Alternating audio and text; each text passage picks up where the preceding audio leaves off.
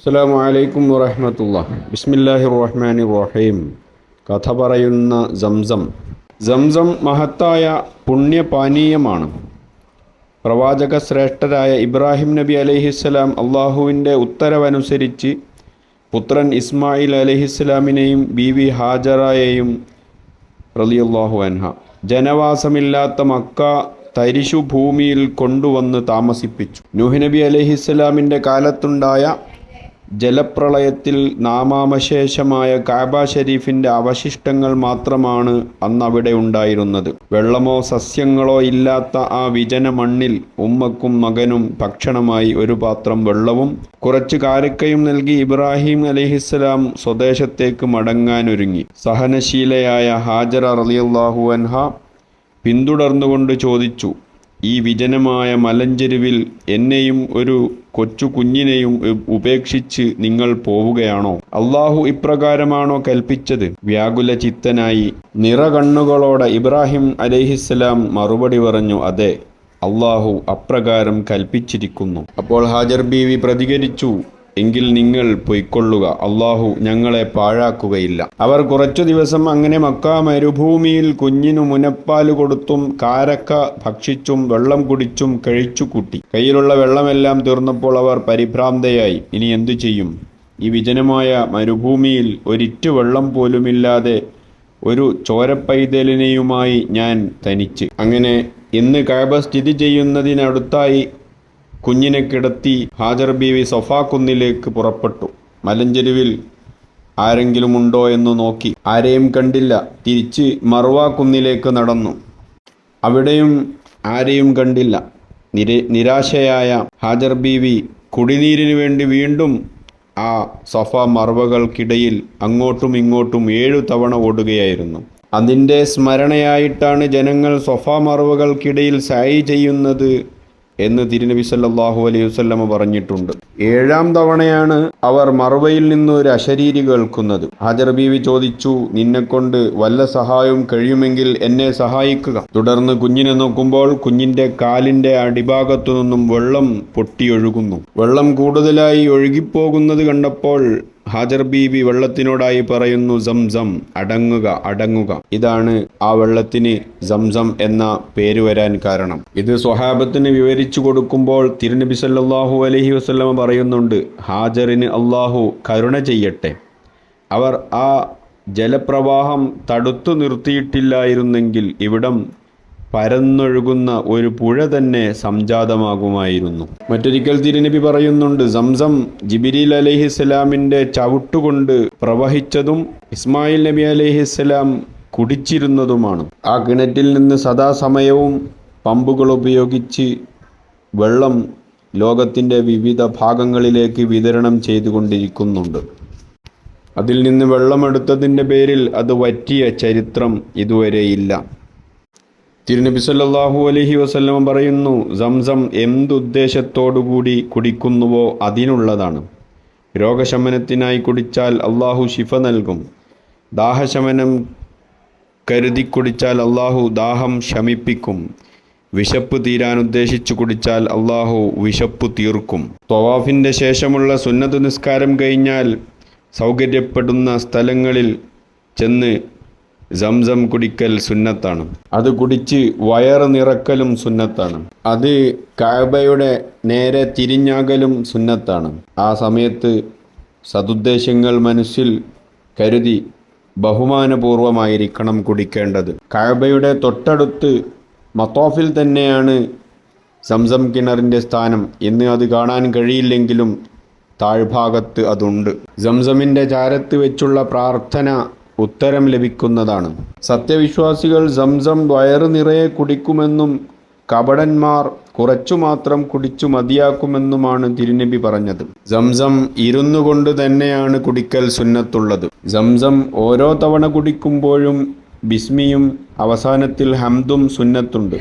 അല്പം തലയിലൊഴിക്കലും നെഞ്ചും മുഖവും കഴുകുകയും സുന്നത്താണ്. മക്കയിൽ നിന്ന് സ്വദേശത്തേക്ക് മടങ്ങുമ്പോൾ സംസം കൊണ്ടുപോകൽ സുന്നത്തുണ്ട്.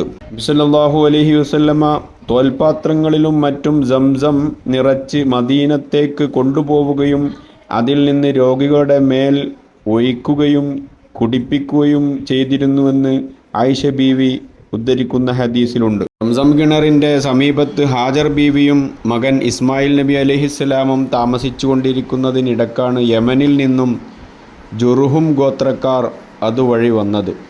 ഈ വെള്ളത്തിനരികിൽ താമസിക്കാൻ ഹാജർ ബീവി റളിയല്ലാഹു അൻഹായോട് അവർ അനുവാദം ചോദിച്ചപ്പോൾ മഹദി സമ്മതിച്ചു. അങ്ങനെ സംസം കിണറിന് ചുറ്റും ജനങ്ങൾ പെരുകി. അവർ അള്ളാഹുവിനെ ധിക്കരിക്കുകയും കഅബയുടെ മഹത്വം നിസ്സാരപ്പെടുത്തുകയും ചെയ്തപ്പോൾ സംസം വെള്ളം വറ്റിപ്പോയി. സംസം കിണറുണ്ടായ സ്ഥലം തന്നെ മാഞ്ഞുപോയി. പിന്നീട് നബി സല്ലല്ലാഹു അലൈഹി വസല്ലമയുടെ ഉപ്പാപ്പ അബ്ദുൽ മുത്തലിബിന് സ്വപ്നത്തിലൂടെ സംസം കിണർ കുഴിക്കാനുള്ള കൽപ്പന ലഭിച്ചു. ആ അടിസ്ഥാനത്തിൽ അദ്ദേഹം കിണർ കുഴിച്ചു. വെള്ളത്തിൻ്റെ അധികാരം അദ്ദേഹത്തിനായി. പിന്നീട് അധികാരം അബ്ദുൽ മുത്തലിബിന് ശേഷം അബ്ബാസ് റളിയല്ലാഹു അൻഹുവിനും ലഭിച്ചു.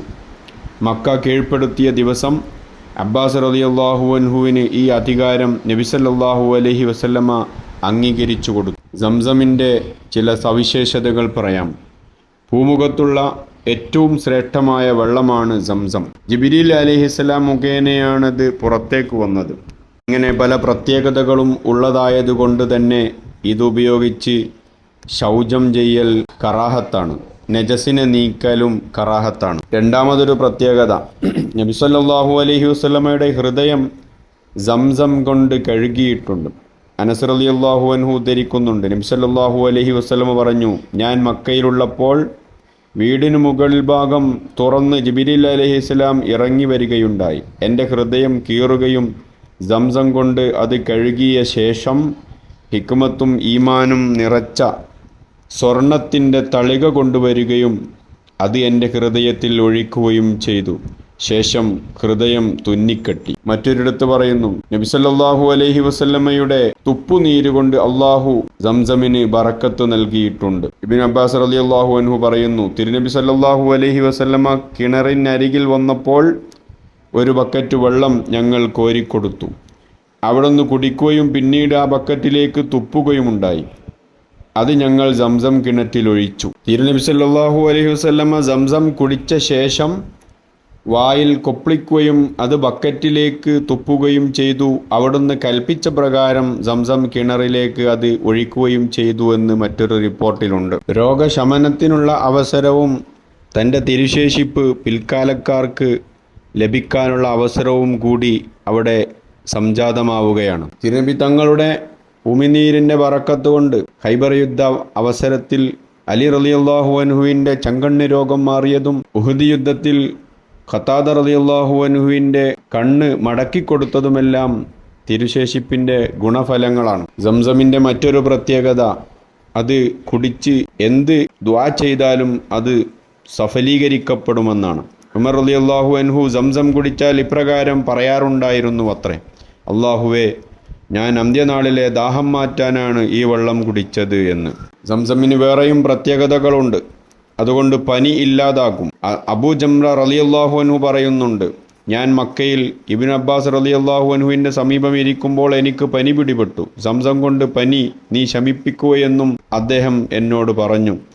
കാരണം നബി സല്ലല്ലാഹു അലൈഹി വസല്ലമ പറഞ്ഞിട്ടുണ്ട്, നരകത്തിൻ്റെ ആവിയാണ് പനി, അത് സംസം വെള്ളം കൊണ്ട് നിങ്ങൾ തണുപ്പിക്കുക എന്ന് ബുഖാരിയിൽ ഹദീസ് ഉണ്ട്. മറ്റൊരു പ്രത്യേകത, സംസം കൊണ്ട് വയറു നിറക്കൽ ഈമാനിൻ്റെ അടയാളമാണ്.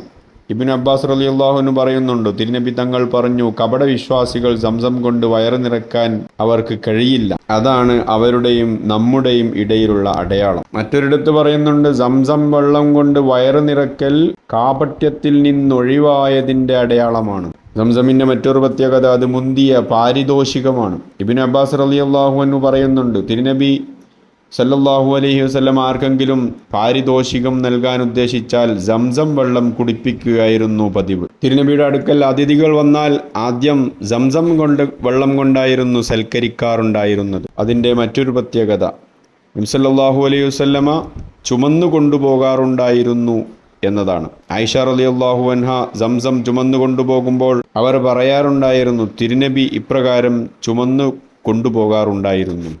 രോഗികൾക്കും കൊച്ചുകുട്ടികൾക്കുമൊക്കെ അത് കൊടുക്കുമായിരുന്നു. നബി സല്ലല്ലാഹു അലൈഹി വസല്ലമ മക്കയിലെത്തിയാൽ സംസമിനു വേണ്ടി ധൃതി കൂട്ടുമായിരുന്നു. ഒരു ഹദീസിൽ ഇങ്ങനെ കാണാം, നബി സല്ലല്ലാഹു അലൈഹി വസല്ലമ സുഹൈൽ ബിൻ അംറിനെ ഇപ്രകാരം എഴുതി: എൻ്റെ കത്ത് രാത്രി കിട്ടിയാൽ നീ പകൽ വരെ കാത്തു നിൽക്കരുത്, പകൽ കിട്ടിയാൽ രാത്രി വരെയും കാത്തു നിൽക്കരുത്, ഉടനെ എനിക്ക് സംസം വെള്ളം എത്തിച്ചു തരണം.